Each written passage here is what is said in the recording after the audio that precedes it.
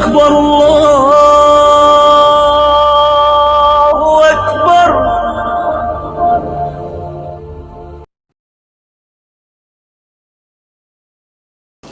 اصل مسئلہ جو ہے میرے نزدیک دین کی 3 بنیادی اصطلاحات کی وضاحت ہے، اور اس میں بھی اصل جو ہے اہمیت وہ صرف اسلام اور ایمان کے درمیان فرق۔ اس کی وجہ کیا ہے؟ آپ کو یاد ہوگا جو سب سے پہلا ہم نے مضمون پڑھا تھا دعوت رجوع القرآن والی کتاب سے، کہ ایمان اور اسلام ان دونوں کے مابین فرق کیا ہے۔ اسلام کی بنیاد پر ایک معاشرہ قائم ہوتا ہے، دنیا کا سارا نظام اسلام پر ہے، ایمان پر نہیں ہے، اس لیے کہ ایمان ایک مخفی حقیقت ہے، یہ کسی کے دل میں ہے یا نہیں ہے یہ ہم دنیا میں فیصلہ نہیں کر سکتے۔ حضور کر سکتے تھے، اس لیے کہ حضور کو علم جو ہے وہ وحی کے ذریعے سے حاصل ہوتا تھا۔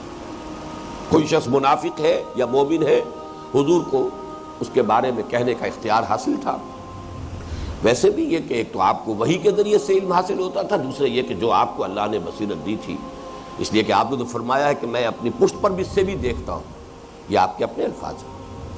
تو جو خواص ہیں نبوت کے ہم ان کو عام آدمیوں کے اوپر قیاس نہیں کر سکتے، لہذا ان کا معاملہ تو نوعیت کے اعتبار سے مختلف ہوا۔ لیکن یہ کہ بہرحال دنیا میں کسی اور شخص کو یہ فیصلہ کرنے کا حق حاصل نہیں ہے کہ کوئی شخص مومن ہے یا نہیں ہے۔ سارا فیصلہ ہوگا اس کا کہ مسلم ہے یا نہیں، مسلمان ہے یا نہیں۔ مسلمان اگر ہے تو پھر در حقیقت اسے مسلمان معاشرے کے اندر تمام حقوق حاصل ہیں جو مسلمان کے ہیں، چاہے وہ فاسق ہو، فاجر ہو، چاہے متقی ہو، تہجد گزار ہو، چاہے وہ 5 وقتہ نماز بھی ٹھیک طور سے نہ پڑھتا ہو، کوئی فرق واقع نہیں ہوتا، وہ مسلمان معاشرے کا ایک فرد ہوگا، اسلامی ریاست کا ایک شہری ہوگا، اس کے حقوق برابر ہیں۔ لیکن یہ کہ ایمان بالکل دوسری شے ہے۔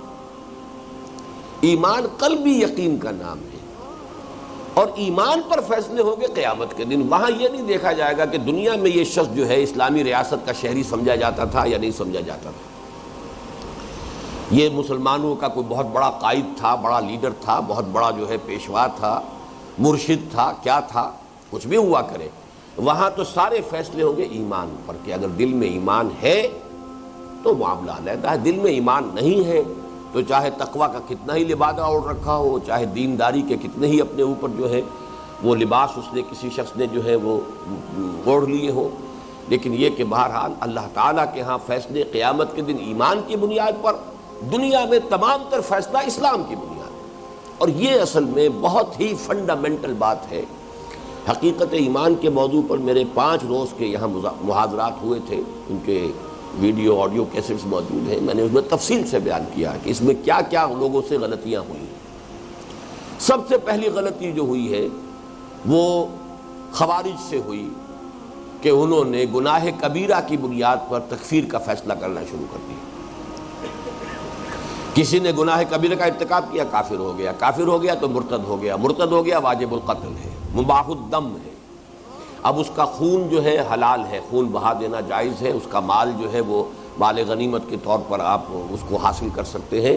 یہ ساری چیزیں جو ہیں وہ ایک کڑی دوسری کڑی سے جڑتی چلی جائے گی جب آپ نے گناہ کبیرہ کے مرتکب کو کافر کر دیا۔ دیکھیے یہی وجہ ہے کہ اسی موضوع پر امام ابو حنیفہ رحمۃ اللہ علیہ، جو ویسے تو ائمہ اربعہ میں سے میں بھی انہیں امام اعظم مانتا ہوں، کوئی شک نہیں، قانون کا جس قدر گہرا فہم اللہ نے انہیں دیا تھا، یہ اللہ کی دین ہوتی ہے، جس کو جو شے دے دے اللہ تعالیٰ کی طرف سے عطا ہے، اس کی لاجک، قانون، اس کی جو ہے گہرائی وہ حضرت امام ابو حنیفہ رحمۃ اللہ علیہ پر اللہ کا خصوصی فضل ہے۔ ان کی کوئی کتاب فقہ پر نہیں ہے، کہا جاتا ہے کہ ایک کتاب وہ بھی ڈاؤٹ فل ہے، اس کے بارے میں بھی شک ظاہر کیا جاتا ہے کہ وہ بھی ان کی تصنیف ہے یا ان کے کسی شاگرد کی ہے، اس لیے کہ پچھلے زمانے میں یہ رواج تھا کہ شاگرد بھی تصنیفیں لکھ کر اپنے استاد کی طرف منسوب کر دیتے تھے۔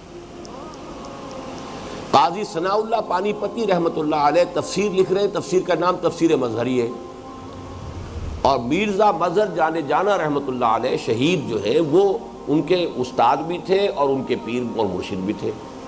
مصنف اس تفسیر کے جو ہیں وہ ہے قاضی ثناء اللہ پانی پتی، لیکن وہ تفسیر کا نام رکھ رہے ہیں اپنے استاد کے نام پر تفسیر مظہری۔ استاد اور مرشد کے نام پر۔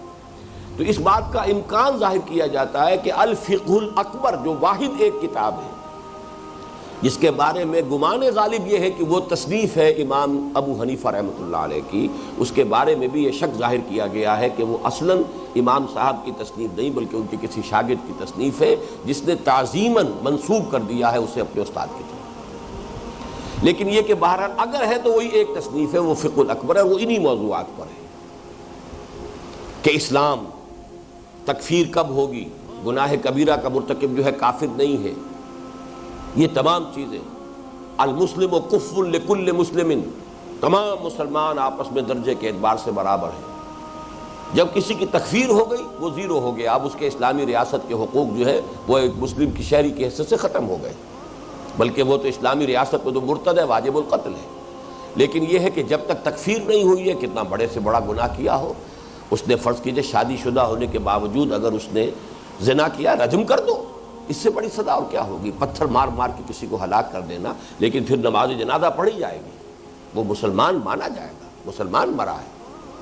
اسی طریقے سے کسی نے چوری کی، ہاتھ کاٹ دو، لیکن نماز اس کا جو بھی ہے اس کو مسلمان مانا جائے گا۔ اس کے بعد اگر کوئی قصاص میں قتل کیا گیا، قتل کر دو، لیکن یہ کہ نماز جنازہ پڑھی جائے گی، اس لیے کہ بہرحال وہ مسلمان مرا۔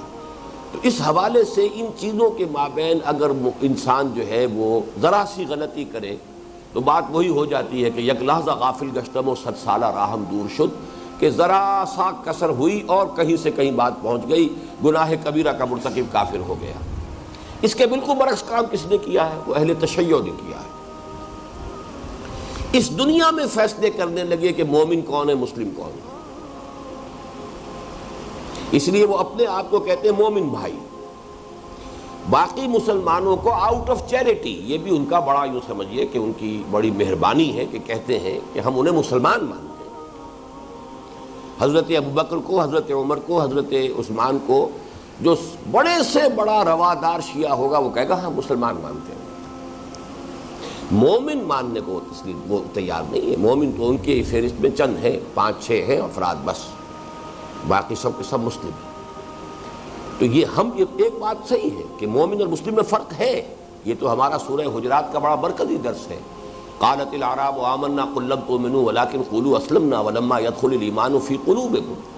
تو اس کیفیت کو تو ہم مانتے ہیں کہ ہو سکتا ہے کہ ایک شخص مسلم مانا جائے اور وہ مومن نہ ہو، لیکن غلطی کیا ہے کہ یہاں آپ فیصلہ کرنے کے مجاز نہیں ہے کہ کون مومن ہے اور کون مسلم ہے۔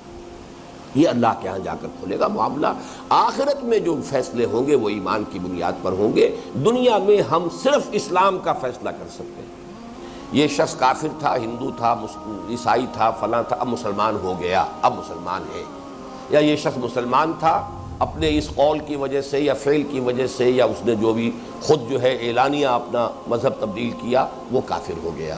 یہ جو فیصلہ ہوگا تو اس کا فیصلہ تو ہم کر سکتے ہیں کہ یہ غیر مسلم ہو گیا۔ مسلم اور غیر مسلم کا فیصلہ دنیا میں ہوگا، لیکن مسلمان جو ہے آیا وہ مومن ہے، آیا وہ منافق ہے، اور ایک تیسری شکل کیا ہے یاد ہے یا نہیں؟ Zero level.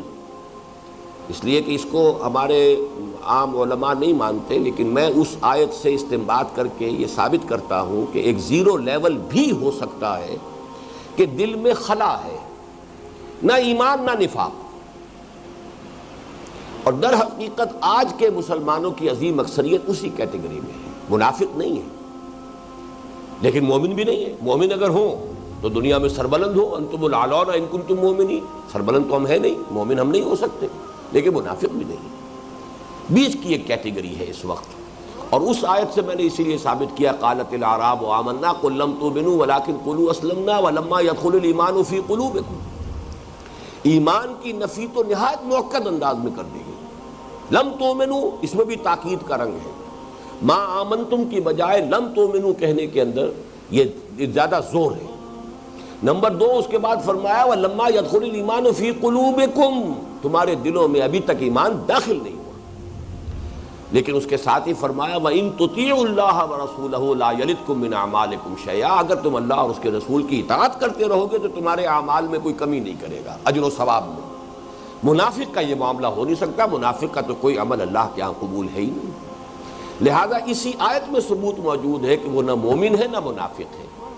اور یہ کہ میتھمیٹکس کا تو سیدھا سا قاعدہ ہے کہ آپ ایک طرف کرتے جائیے پازیٹیو +1 +2 +3 +4 پلس انفینٹی، -1 -2 -3 -4 -5 انفینٹی، درمیان میں لازماً زیرو ہے. لہذا یہ تیسری حالت. لیکن ہم دنیا میں کسی شخص کے بارے میں تعین کے ساتھ فیصلہ نہیں کر سکتے. یہ جملہ بھی جو میں نے کہہ دیا ہے جنرلائز جملہ تو میں کہہ سکتا ہوں کہ آج مسلمانوں کی عظیم اکثریت اس تھرڈ کیٹیگری میں ہے. پرٹیکولر پرسن کو کسی کو میں نہیں کہہ سکتا، کسی شخص کو میں یہ نہیں کہہ سکتا کہ یہ منافق ہے یا مومن ہے، اللہ عالم. تو اس موضوع پر در حقیقت یہ حدیث کہ ریاست کا سارا معاملہ، معاشرے کی ساری بنیاد اسلام پر ہوگی، اس میں ایمان زیر بحث آئے گا ہی نہیں. جبکہ اصل شے ایمان ہے. قیامت جب اصل زندگی آخرت کی زندگی ہے وہاں فیصلہ ہوگا ایمان کی بنیاد پر، تو اصل اہمیت تو اس کی ہے. لیکن دنیا میں جو تمہاری لیمیٹیشنز ہے اس کی بنیاد پر تمہیں سارا معاملہ اسلام کی بنیاد پر کرنا ہے. اب دیکھیے یہاں سب سے پہلا سوال کیا ہے؟ فقال، حضرت جبرائیل نے کہا، یا محمد، اے محمد صلی اللہ علیہ وسلم، اخبرنی عن الاسلام، مجھے باخبر کیجئے، مجھے بتائیے اسلام کے بارے میں. فقال رسول اللہ صلی اللہ علیہ وسلم، تو فرمایا اللہ کے رسول صلی اللہ علیہ وسلم نے، الاسلام ان تشہد. اب یہاں نوٹ کر لیں، تومنا کا لفظ نہیں آیا یہاں. اسلام یہ کہ تو گواہی دے، ان تشہد ان لا الہ الا اللہ وان محمدا عبدہ ورسولہ، وتقیم الصلاۃ وتؤتی الزکاۃ وتصوم رمضان وتحج البیت ان استطعت الیہ سبیلا. اسلام یہ ہے کہ تو گواہی دے کہ اللہ کے سوا کوئی معبود نہیں، اور یہ کہ محمد اس کے بندے صلی اللہ علیہ وسلم اور رسول ہیں، اور تو قائم رکھے نماز کو اور ادا کرتا رہے زکوٰۃ، اور روزے رکھے رمضان کے، اور حج کرے اللہ کے گھر کا، بیت اللہ کا، اگر تجھے استطاعت حاصل ہو اس کے سفر کی، اس کے راستے کی، اس کے اخراجات، اس کے تمام. اسی استطاعت میں صحت بھی آ جائے گی. ایک شخص جو ہے صحت کے اعتبار سے بھی ایسا ہو کہ حج کی سختیوں کو برداشت کر سکتا ہو، بیمار نہ ہو، بہت ضعیف نہ ہو، اسی طریقے سے اس کے پاس خرچ بھی موجود ہو، تو اگر ہے تو تمہارے اوپر فرض وہ بھی ہے. یہ ہے اسلام. سبحان اللہ عدد ما خلق فی الارض، سبحان اللہ عدد ما بین ذلك،